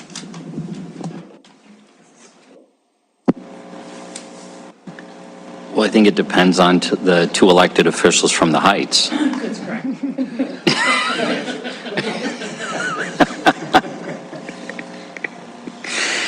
Actually, where we spend has not been identified, but certainly I'll just decide we would look at how to reinvest that in the transportation system would be the first thought, since that's what the money is purchasing. And I would use transportation system broadly in that. We have a complete street policy. We'd look at traffic, pedestrian, public transit, safety, kind of the whole 9 yards. But that'd be the first, I think, natural thought of consideration. Okay, on that topic, and we'll try to go to a public hearing, Councilor Tricky. Yeah. So where would that money what fund would that money naturally go into? I really wanted to get up here and say this. Historically, it's went to gas tax. So that could be used for any of our programs, crossings, sidewalks, streets, myriad of projects. Okay, thank you. I'll just also point out that we may not see those dollars for, according to Rick, 3 years would be the design phase, and they'd need it before they'd need the right-of-way before they can start construction, but there may be some loss to us if those are current dollars. If property values continue to increase, we may come to regret that price. Was there any discussion, Debbie, about including any sort of a inflation adjustment in that? I don't know if there was a discussion. I wasn't involved in all of the discussions regarding this, so I don't think there was because it's not in here. So I think it would be in here if there was a discussion about it. Okay, I hate to rain on a otherwise lovely parade. Councilmember Bernice. Thanks for bringing that up. I actually was thinking about that same thing, both when the money would be there, and then if we did receive it early, we'd have to hold on to it until it actually went through, because we'd have to return it. But if we're not getting the money first, then if it takes 5 years, that's going to be a pretty good sizable reduction. And so I think there should be, and the concept was, I have no trouble with doing the vacation, but I think there should be some kind of cost adjustment on that over 5 years. Which theoretically could be down, but seems very unlikely. Okay, let's go to a public hearing. This is an opportunity for anybody who's in the audience or online who would like to comment on item number 2, the possible vacation of 12th Avenue North and the alleyway. Is there any public comment on item number 2? Any public comment on item number 2? Don't see any, so we'll close the public comment period and look back to council. Council, how'd you like to proceed? Councilmember Peering? I'm going to recognize Councilmember Shaw because it's her district, even though I turned my head to the right. I apologize. Councilmember Shaw? Thank you. I appreciate that. We hardly ever get to do annexation, so I'll take this. Yes, I'd like to make a motion. Having conducted a public hearing, considered written and spoken public testimony, I move to approve the resolution conditionally vacating a portion of 12th Avenue North and North Side Addition, 3rd filing, Block 9, alley rights of way, as modified and recommended by staff. Thank you very much. Is there a second to the motion? Councilmember Gulick? Now discussion, would either the movant or the second want to address your motion? If not, we'll look to Councilmember Purinton, her hand up, or Councilmember Rowan. Okay. Okay. Any discussion on the motion? I'll address the issue of inflation over time. Yeah, we might regret that we could have picked up another 15%, but this is about an $800 million or north of their investment in our community, funded entirely by the private sector. So if it's a contribution by the city, it's a pretty small one. And given the benefits to our community, I'm okay with that. Although, yeah, in a perfect world, I suppose we could have negotiated a little harder on that topic. But other discussion on the motion? Okay, we'll proceed to a vote. Motion is for approval, consistent with staff recommendation. If in favor of the motion, please say aye. Aye. If opposed, nay. Motion passes. Thank you very much. That concludes item number 2. St. V's people, don't go away. You're next up. Tony, would you read item 3A? Item 3A, Marillac Street, public hearing and resolution vacating a portion of Marillac Street right-of-way. Staff recommends approval. Action, approval, or disapproval of staff recommendation. Back to Debbie. Vacation number 2. Okay, we're giving away streets left and right tonight. Yeah. So this one's a little bit more typical for what you see. It's a vacation of Marillac Street that runs, this is the St. Vincent's subdivision that's over on the west end, so west of Shiloh, north of King. It was platted several years ago, and they're looking at basically changing it a little bit, which requires, well, I'll go into what it requires, but a couple of processes.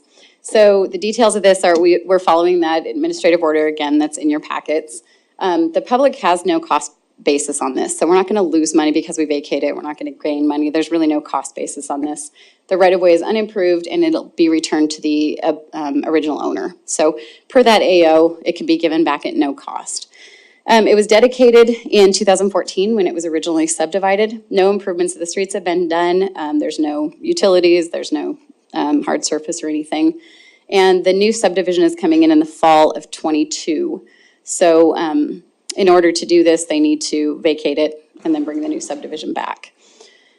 So it's a 3-step process. Like I said, tonight is steps 1 and 2, and number 3 will be this fall. So we need to vacate the right-of-way. They will do an amended plat tonight, which is Monica's going to talk about, and it's the next item, basically creating one lot, and then they will re-subdivide and rededicate right-of-way again. So these are hard to see, but generally you can see on the left-hand side, that's what is currently platted. Sorry, did I go backwards here? Left-hand side is what's currently platted. The right-hand side is what will be during the next subdivision. That is all I had. Okay, very good. There's no applicant presentation, I'm assuming, so any questions for Debbie before we go to a public hearing? All right, seeing none, of course, you'll have an opportunity to do that later. Is there any public comment on item 3A? Rick? Mayor and Council, Rick Luthold, Sanderson Stewart. Didn't need an applicant one on this one, but I'll handle it here just briefly. So representing the SCL organization again with regard to this process, as Debbie said, this was 2014. This is 18 years ago, and we've had a couple of these types of projects, large projects. We recently did this with the subdivision to the west, kind of bringing it into current needs of their buyers and current aspects of the recode and current aspects of platting. The curvilinear road on the west side, Marillac, at the time was very nouveau in design, and it is not working out well for buyers who like more rectilinear lots, that kind of thing. So we are doing a couple other things with regard to the plat there, adjusting some boundaries based on some purchase considerations and discussions, and we will straighten this out. Like Debbie said, it's a 3-step process. This actually is the plat on the left is actually vacating all of the underlying lots. That's part of the process of this vacation. And then what we're asking for support with this evening is letting that go back to the property owner so that we can do the major subdivision plat that theoretically you'll see here in probably next month sometime, actually. It's in process with planning board right now. So I'd be happy to answer any questions on this. I won't bother getting up when we come around to the minor plat and the next one unless you have questions there, but should be, I think, fairly self-explanatory. Thank you very much. Okay, thank you. Questions for Rick or Debbie before we go to public hearing? Or we're still in public hearing. Let's finish that up and then we'll get to questions. Any other public comment on item 3A? Any other public comment, item 3A? Public comment period. Public hearing is closed. Council questions or comments? Councilmember Treaky. Just so that I'm oriented correctly, that polygon on the top right of the thing, that's Rocky Vista, the medical school? Excuse me, Councilmember Creaky, that's correct. This is Rocky Vista Way. I'm sorry I didn't orient you earlier. This is Shiloh Road over here, King Avenue at the south. This is now Rocky Vista Way, and this is the Rocky Vista Medical. Okay, thank you very much. Questions, comments? I saw Councilmember Neese's hand up first. Councilmember Gillick? No. Fight it out. I'll defer to him. Okay, Councilmember Gillick. Just wondering, as it's being replatted now, and we have project recode is now our code, with regard to just connectivity issues, does this subdivision comply, proposed one on the right? It seems like it's very large blocks and is not really conducive to creating kind of a nice walkable area that would be very nice to have, I think, for Rocky Vista campus area. So if you're familiar with the original plat of SV Medical and Health Park, this is park in the center here, as are several of these other parcels. That was part of the original design. And along many of these interior corridors, and again, it's hard to see on this particular document. We can get you a copy of the preliminary plat, which shows that in more detail. But there are access ways along this interior that take you to the park internally. And then we have one access way that ties to an access way to the west on that project. So we've allowed for pedestrian traffic throughout the subdivision. Thank you very much. Councilor Neese? Thank you, Mayor. You kind of answered my questions about that center section being parks. We were kind of questions like, where's that odd section going? And I said, probably parks. And sure enough, it's parks. And so is this a public park? Is Parks Department going to maintain it? Who's maintaining it? Can you? Councilmember Neese, if you refer to the original planned development agreement for the project, this was all developed with private parks in it, and it's all managed and maintained under the ownership of the hospital at this point in time. It will be turned over to an HOA because a lot of this now has built out, and I suspect in the next 3 to 5 years that'll all be occupied property, and at that point in time they turn it over to an operational management team. Okay, so an HOA private park, does that mean the general public cannot use it? No, it's the way it's written in there. It's the term they used at the time is public-private park. Okay. And so it's all accessible to the public, and anybody in this neighborhood, you can come across town and use it and that kind of thing. It's certainly, as Mr. Whitaker would say, it's not programmable park, but it certainly is for the enjoyment of the public, but maintained by this development. Great, thank you. Thank you, Councilmember Joy and Councilmember Purinton. I was going to make a motion, but if... Okay, thank you, Mayor and Council. Having conducted a public hearing, considered written and spoken public testimony, I move to approve the resolution vacating a portion of Marillac Street right-of-way as recommended by staff. Second by Councilmember Purinton. Any discussion? Councilmember Gillick. Just a comment that, I think this is, makes sense. I think I'll vote in support of it. I would encourage, though, that, walkable districts don't need to be just in downtown. They can actually be around our whole community. It's for our whole community to be stronger, more resilient, better for it. So as we continue to develop our properties in the future, I would encourage consideration for that, greater consideration. Thank you. Thank you very much. Any further discussion? Okay, we'll proceed to a vote. Motion is for approval. Item 3A. If in favor of the motion, please say aye. Aye. If opposed, nay. Motion passes unanimously. Tony, would you read item 3B? Item 3B, preliminary subsequent minor plat of amended St. Vincent Healthcare subdivision. Staff recommends conditional approval and adoption of the findings of fact. Action, approval or disapproval of staff recommendation. Thank you very much. Monica Plucker is our presenter this evening. Monica. Okay, good evening, Mayor and Council. I actually don't have a presentation because these are typically on the consent agenda. I'm mostly here to answer questions. Rick Luthold just gave you the entire overview of what you can expect. So I just want to explain why this is on the regular agenda and not the consent agenda. And it's really due to like an order of operations issue. Specifically, the subdivision regulations say that council has to give permission for the vacation of right-of-way before a decision on the plat can be made. So in the essence of making the most of our applicants' time, having them on the same agenda as opposed to waiting 2 weeks and putting it on the consent, it needed to be on the regular agenda. And with that, you guys have gotten familiar with the property.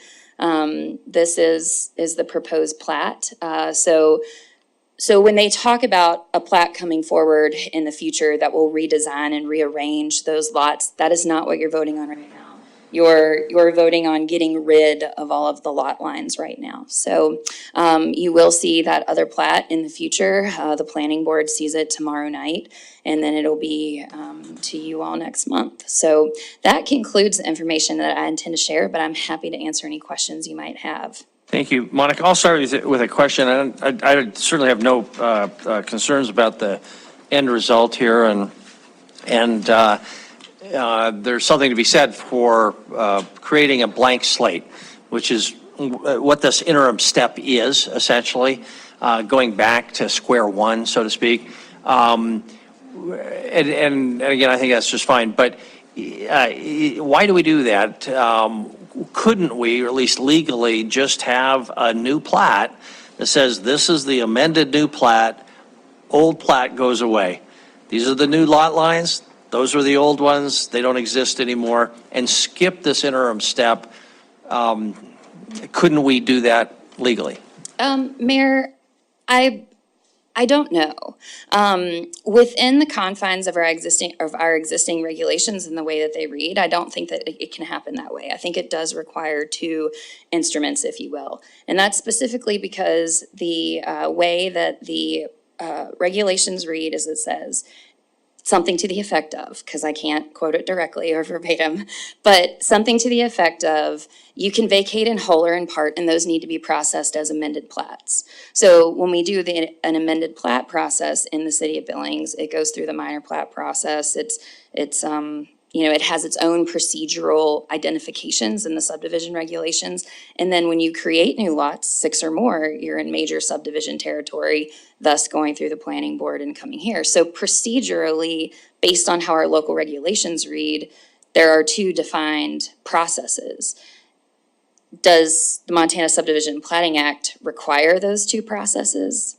That is what I think would take research, and perhaps that's something that we can definitely report back to when we bring forward subdivision regulation amendments later this year and have basically a determination as to whether or not it could be done in one motion. I think our development community would appreciate that.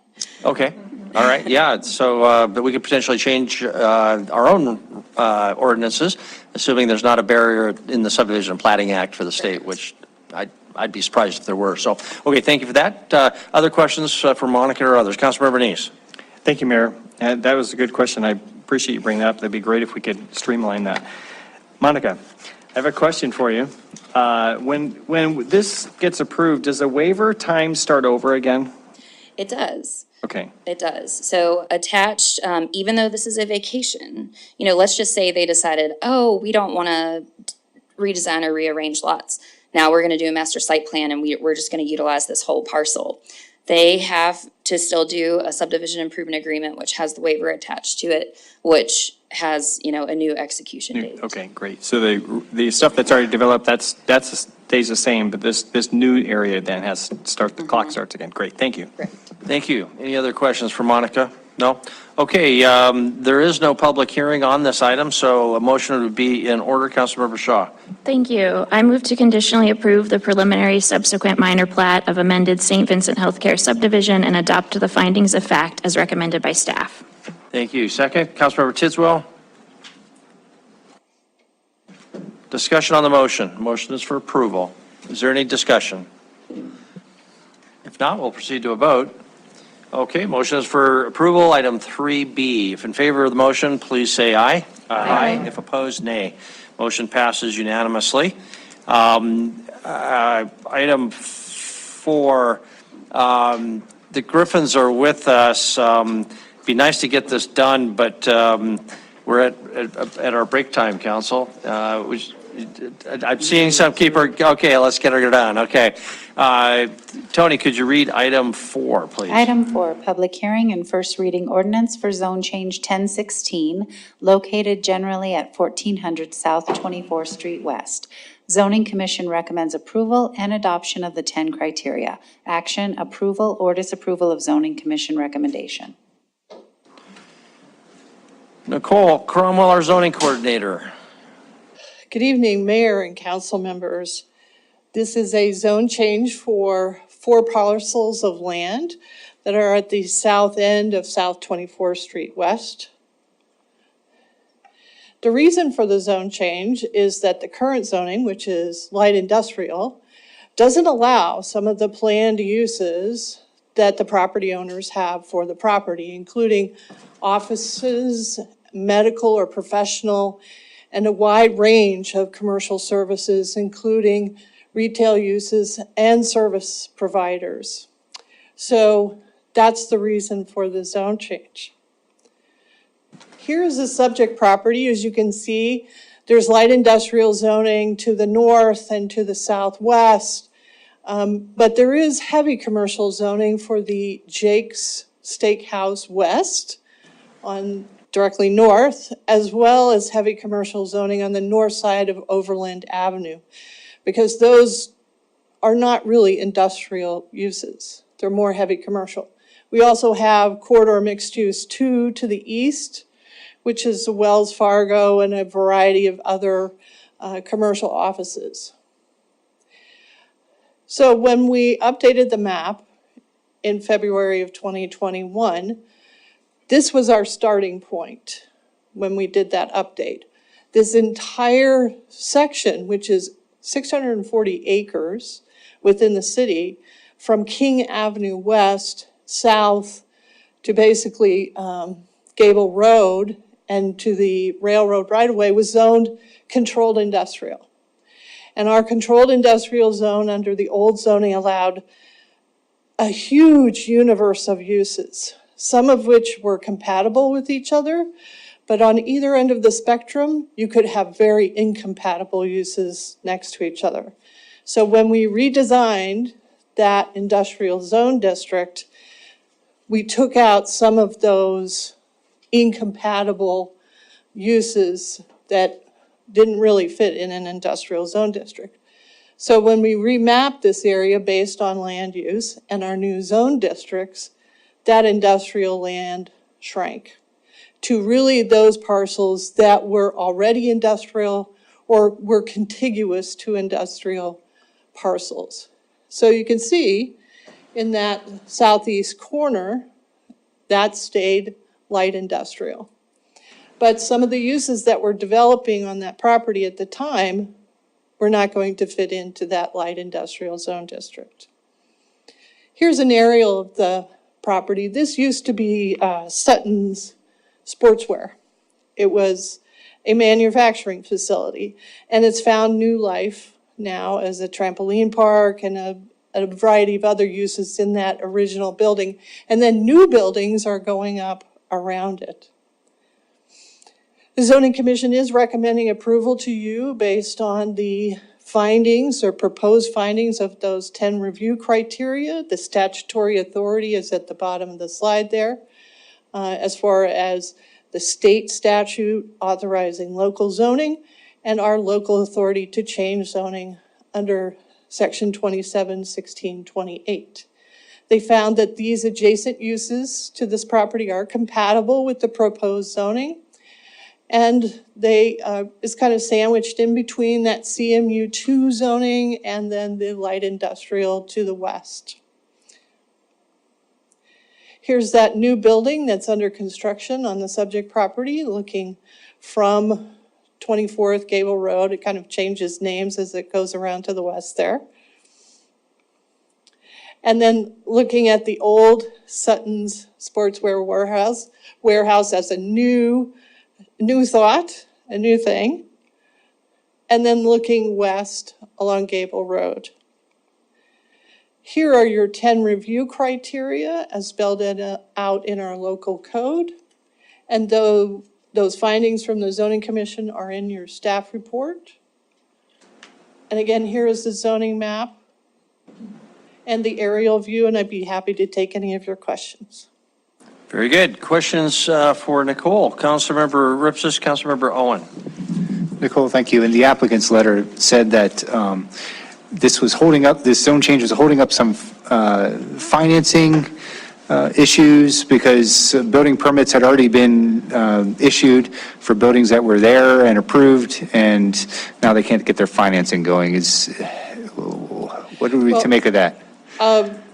Well, the application for the building permit was approved, likely not understanding what the use was and how it fit in or didn't with the zoning.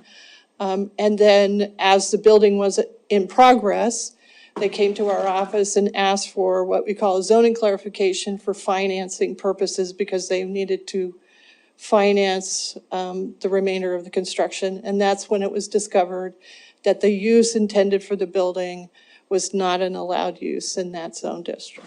So if I could just, so it is not part of the process to check that the building that's being applied for a permit fits within the zoning? Or is it because it's just the It structure is, and not necessarily but the use? It is part of that review process, but this was missed. Just missed. Okay. All right, thank you. Thank you, Councilmember Owen. Thank you, Mayor. So just want to reiterate my concern that we continue to not have very robust data supporting the findings. But I'm more interested, Nicole, in your thoughts on this discussion that apparently took place at Planning Committee about the concerns about downzoning and the limited or the challenges with having industrial zones in the community. Is this a concern you share?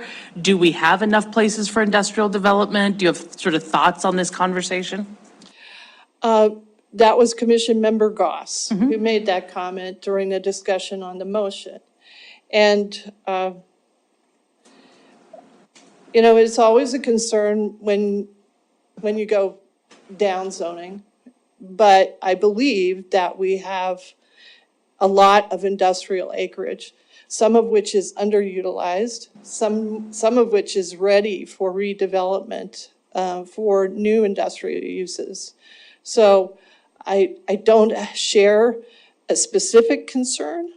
As a general concern, you always look askance at a down zone and it's like, why? Why are you doing a down zone for this property? But this was obvious. It was a desire of the applicants. It's a well-developed property. Thank you. Thank you, Councilor Bernice. Thank you, Mayor. Tom actually is asking me a question, but I want to follow up on that. Mistakes happen in departments. But is something being changed or something been identified why this was missed so it doesn't happen to future developers to see, building done and then suddenly have to stop because we have to go through the process to get it zone corrected? What are we doing in the future to make sure that doesn't get missed again? Well, I can tell you that there was a personnel change in the planning department on who was reviewing commercial plans. So now I am the only person who's doing commercial plan review. In addition, Dave Green in our office is kind of a backup when I'm not there or I get overloaded. And that happened after this permit was already reviewed and approved. So I also can make errors, but I always check zoning, always check uses. It's challenging because of the new code. And as soon as we're able to have time and resources, I will start training additional planning staff so that I can eventually retire. And have someone. I didn't think you could and have retire. people who are trained and ready and going. Well, thank you. I just want to make sure that again, I appreciate you letting us know that it's been taken care of so we won't see that happen again. Right. So, thank you. Thank you. And Nicole, you do know that your retirement by ordinance has to be approved by the city council. So I thought it was just a resolution. keep us posted. I saw some hands over here. Councilmember Purington. Just real quickly, what is the use of this new building? This will be a wellness clinic. And the applicants are here, and I'm sure she can elaborate on all the uses that are planned. Okay, thank you. Thank you. I would like to give the applicant an opportunity to comment if they'd like to, but Councilmember Gulick, a question first? Yeah, I guess I don't recall what the commercial, heavy commercial allows. Does it allow for a multifamily residential? I ask that because on the strength of just really incredible placemaking design, that by all means, like it is really extraordinary place they have there. This is not a place in town that I would have thought to put housing, but when you have a facility like that, just a really extraordinary business, like that would be a really desirable place to live, I think, actually, right near there. And is housing possible there? And if it is, I would encourage a developer to think about that for the future there. Thank you. It is possible. It's very limited right now in the code. You get 2 units for every 10,000 square feet of commercial space that you have. So, I mean, it's not very much, but these are large buildings, so you never know. Okay, thank you very much. Council, this is a public hearing, so why don't we open it up and I'll ask the applicant if they'd like to comment during the public hearing comment period. Please do. Just tell us your name and address, and normally we would have a 3-minute restriction, but under the circumstance, if you go over that, I'm not going to throw the gavel at you. So I think I can hold to that 3 minutes. okay. I'm Janine Griffin. I live at 1655 Valley Heights Road. And to address your question, to the east of that property, we actually have the land where it says subject property that we have there that I'm trying to convince Max to build some multifamily on. So, but with the downtown project, we have plenty on our plate. On behalf of Nicole, when we started this project, it was controlled industrial. So there's actually two tenants in the trampoline park building that are professional. So when this went from controlled industrial to light industrial, we really, if we needed to remodel or do anything, we would have had to do a zone change just to accommodate those two tenants. And so when we set out to do this project, we didn't pay attention very closely to the change of the zoning in February of 2021, or we would have caught it ourselves, and I would have actually built on that piece of property because it was the correct zoning. So I think it was not so much an oversight on the city, but we all just kept thinking that it was more that controlled industrial. And so now we have the wellness facility in there. We also have the Carver's new restaurant going in, and we have other uses that we're looking at for the property that's adjacent to the wellness. So we have lots of things going on, but having it stay light industrial really doesn't accommodate any of the development. Questions? Very good. Thank you. Are there any questions? Councilmember Tricky. I see a ditch is going through this property. I believe there's a ditch going through the bottom of the property. Can you tell us what your thoughts and plans are around the ditch? So Hogan's Slough is on the very backside of it, and so we really can't touch anything going on there. Our property is right across from there. I am planting a bunch of trees to help block some of that interstate noise. But we don't actually own the property on the south side of the ditch. Okay, thank you. Just wondering if you're planning on integrating the fact that it's there or anything like that. Mowing the weeds. Pave it over. I would love to beautify that section, yes. Okay, any other questions? No, thank you very much. Appreciate it. Any other public comment during this public hearing?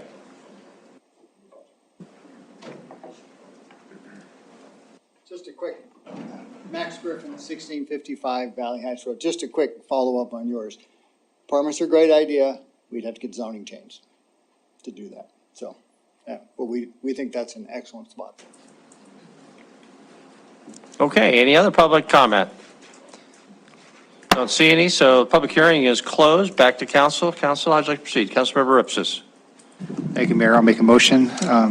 Having conducted a public hearing, considered written and spoken public testimony, I move to approve Zone Change 1016 and adopt the findings of the 10 criteria as recommended by the Zoning Commission. Councilmember Tidswell makes the second. Discussion on the motion. Any discussion on the motion? Councilmember Ipsis. I'll just make a quick comment that I love your development. It's going awesome out there. My kids have enjoyed it from Get Air. We enjoy BAM. Great stuff going on, and thank you for doing it. I look forward to seeing what's next. Thank you. Any other comments? Any other discussion? Now, proceed to the vote. The motion again is for approval, item 4A. If in favor of the motion, please say aye. Aye. If opposed, nay. Motion passes unanimously. Thank you very much. That concludes item number 4. Brings us to public comment on non-agenda items. Is there any discussion or any public comment on something not on our agenda this evening? Don't see anybody coming forward, so that item is closed. Council initiatives. Nobody's raising their hands, so we are adjourned. Thank you, everyone.